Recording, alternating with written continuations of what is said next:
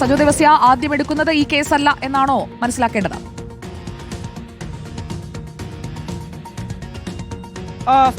അതാണ് പ്രധാനം. അതായത് ആദ്യം കേസുകൾ വിളിക്കുക എന്നത് ഈ ഡേറ്റ് പോസ്റ്റ് ചെയ്യുന്ന കേസുകളാണ്. ആ കേസുകൾ വിളിച്ച ഡേറ്റ് പോസ്റ്റ് ചെയ്യുക എന്നത് മാത്രമാണ് നടക്കുക. അതിന്മേൽ അധികം സമയം കോടതിയിൽ ചിലവഴിക്കപ്പെടാനുള്ള ഒരു സാധ്യതയില്ല. അങ്ങനെ വരുമ്പോൾ അധികം താമസിയാതെ തന്നെ ഈ കേസിന്റെ ശിക്ഷാവിധി പ്രസ്താവത്തിന്റെ നടപടികളിലേക്ക് കോടതി കടക്കുകയും ചെയ്യും. ആദ്യം ഹിയറിംഗ് ആയിരിക്കും നടക്കുക. ഹിയറിംഗ് എന്നത് പ്രതിഭാഗം അഭിഭാഷകർക്ക് പ്രതികൾക്ക് കോടതിയിൽ പറയാനുള്ള കാര്യങ്ങൾ പറയാം. അതായത് പ്രതികളോട് നേരിട്ട് എന്തെങ്കിലും പറയാനുണ്ടോ എന്ന് കോടതി പ്രധാനമായും ആരായും. അവർ സ്വാഭാവികമായും അവരുടെ കുടുംബത്തിന്റെ കാര്യങ്ങളും അങ്ങനെ ഇളവിന് വേണ്ടിയുള്ള പരമാവധി കാര്യങ്ങൾ പറയുകയാണ് ചെയ്യുക.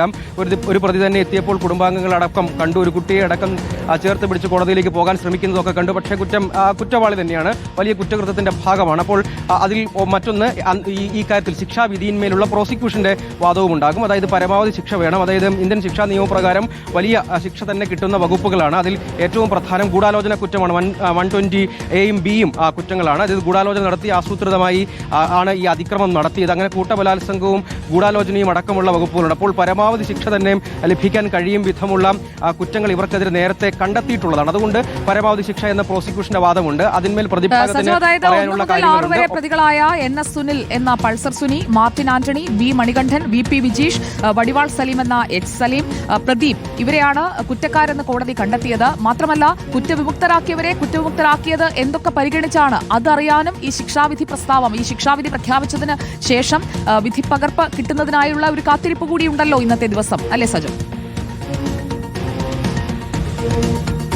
ഉറപ്പായും. അതായത് ആയിരക്കണക്കിന് പേജുകളുള്ള വിശദമായ വിധിന്യായമായിരിക്കും, അതിന്റെ പകർപ്പായിരിക്കും ഇന്ന് പുറത്തു വരിക. അത് പല കാരണങ്ങൾ കൊണ്ട് പ്രസക്തമാകുന്നുണ്ട്. അതായത് ഈ കേസ് എന്നത് രാജ്യത്തെ തന്നെ കുറ്റാന്വേഷണ ചരിത്രത്തിലെ അപൂർവ സ്വഭാവത്തിലുള്ള പ്രോസിക്യൂഷൻ കേസാണ്. ആ പ്രോസിക്യൂഷൻ കേസ് കുറ്റപത്രത്തിൽ പ്രധാനമായും പറഞ്ഞിരുന്നത് ഇതൊരു കൊട്ടേഷൻ ബലാത്സംഗം എന്നതായിരുന്നു പ്രോസിക്യൂഷന്റെ ചാർജ്. അത് പക്ഷേ കോടതിയിൽ തെളിഞ്ഞില്ല. അതിന്റെ ഗ്രൗണ്ട് എന്താണ്, അതിന്റെ കാരണം എന്താണ്? അതായത് 8ാം പ്രതി ആസൂത്രണം നടത്തി, ഗൂഢാലോചന നടത്തി, പ്രതികൾക്ക് കൊട്ടേഷൻ നൽകി ഇങ്ങനൊരു കുറ്റകൃത്യം ആസൂത്രിതമായി നടപ്പാക്കി എന്നതായിരുന്നു പ്രോസിക്യൂഷൻ കേസ്. അത് പക്ഷേ ആ ദിലീപിനെതിരായ കുറ്റങ്ങൾ തെളിഞ്ഞില്ല. പ്രധാനമായും 120B എന്ന കുറ്റം, അതായത് ഗൂഢാലോചന കുറ്റം ദിലീപിനെതിരെ തെളിഞ്ഞില്ല. അതുകൊണ്ട് മറ്റെല്ലാ കുറ്റകൃത്യങ്ങളിലും നമ്മുടെ പ്രതിനിധികൾ ടീം റിപ്പോർട്ട് കോടതി വളപ്പിൽ തന്നെയുണ്ട്. തത്സമയ വിവരങ്ങൾ നൽകിക്കൊണ്ടിരിക്കുകയായിരുന്നു.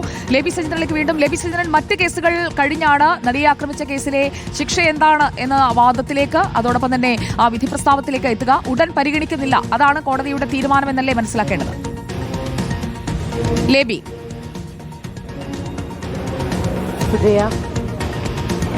സുജയ, അല്പസമയത്തിനകം തന്നെ ഇപ്പോൾ കോടതിയിൽ നിന്ന് ലഭിക്കുന്ന വിവരം അനുസരിച്ച് മറ്റ് കേസുകൾ പരിഗണിച്ചതിന് ശേഷം പരിഗണിക്കും. ഏതായാലും കോടതി വളപ്പിലേക്ക് പ്രതികളെ എത്തിച്ചപ്പോൾ വലിയ പോലീസ് സുരക്ഷാ ക്രമീകരണങ്ങളായിരുന്നു ഇവിടെ ഏർപ്പെടുത്തിയിരുന്നത്. ഈ വിധി പ്രസ്താവത്തിന് കേരളം കാതോർക്കുകയാണ്. കോടതി നടപടിക്രമങ്ങൾ തുടങ്ങി എന്നുള്ള വിവരമാണ് ഒടുവിൽ അകത്തുനിന്ന് ലഭിക്കുന്നത്. ഈ കേസിനെ സംബന്ധിച്ചിടത്തോളം ഈ വിധി പ്രസ്താവം കേൾക്കാൻ പരമാവധി ശിക്ഷ പ്രതികൾക്ക് ലഭിക്കണം എന്നുള്ള വിധി പ്രസ്താവം കേൾക്കാൻ തന്നെയാണ് കേരളം കാതോർക്കുന്നത്. അല്പം മുമ്പ് സുജയ ശ്രദ്ധിച്ചുവല്ലോ, അതിജീവിതയുടെ അഭിഭാഷക അതിവൈകാരികമായി കോടതി വളപ്പിനുള്ളിൽ വച്ച് പ്രതികരിച്ചത് കേട്ടുവല്ലോ. തനിക്ക് സുരക്ഷാ ഭീഷണിയുണ്ട് എന്നത് മാത്രമല്ല, അതിജീവിതയുടെ ജീവന് ഭീഷണിയുണ്ട് എന്നുള്ള കാര്യം കൂടിയാണ് അവർ ആശങ്കയായി പങ്കുവച്ചത്. അതുമാത്രമല്ല, തനിക്കെതിരെ വ്യാപകമായി സൈബർ ആക്രമണം സമൂഹത്തിന്റെ പല ഭാഗത്തു നിന്നുള്ള ഓൺലൈനുകളെ ഉപയോഗിച്ചുകൊണ്ട് ചില കേന്ദ്രങ്ങളിൽ നിന്ന് നടത്തിക്കൊണ്ടിരിക്കുന്നു. ചില ഓൺലൈനുകൾ തനിക്കെതിരെ അതിരൂക്ഷമായ സൈബർ ആക്രമണം നടത്തിക്കൊണ്ടിരിക്കുന്നു എന്ന അതിവൈകാരികമായ പ്രതികരണം നടത്തിയതിനു ശേഷമാണ് അവർ കോടതിക്കുള്ളിലേക്ക് കയറിയത്. അവർ പറയുന്നത് ഇന്ന് അതിജീവിതയുടെ അഭിഭാഷകയ്ക്ക് ഇന്ന് കോടതിക്കകത്ത് നടപടിക്രമങ്ങളിൽ പങ്കെടുക്കാനുള്ള നിയമപരമായ അവകാശമില്ല, എങ്കിലും ഇതിന് സാക്ഷിയാവാൻ വേണ്ടി വന്നതാണ്.